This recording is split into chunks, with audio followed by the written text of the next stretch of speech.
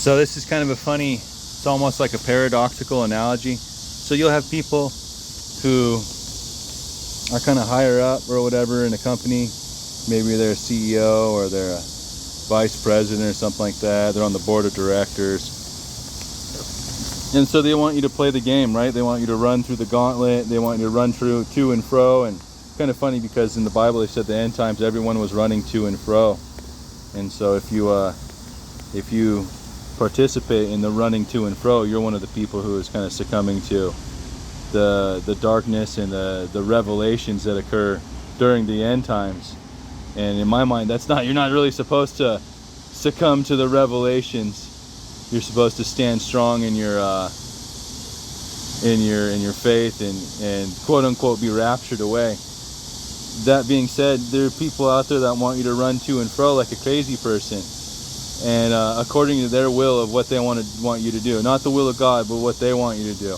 And the thing is that by you running to and fro and doing what everyone else does according to what the same person that's telling you to do it, so the boss is telling you to do this, that, the other thing, to run to and fro, bounce around. You don't even know what the goal is. You don't know what the plan is. They're just making you run around, and then they want to like grade you according to their particular belief structure, their goals and whatnot.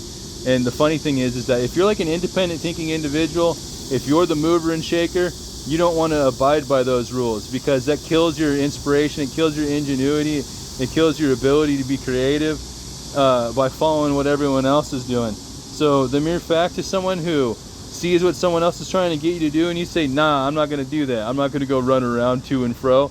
And it never worked before for me, right? I never got any benefits from doing it, so why should I do it now?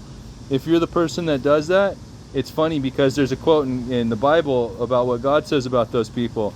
It says that the stone that the builder rejected or refused becomes the chief cornerstone, and it is beautiful in God's eyes.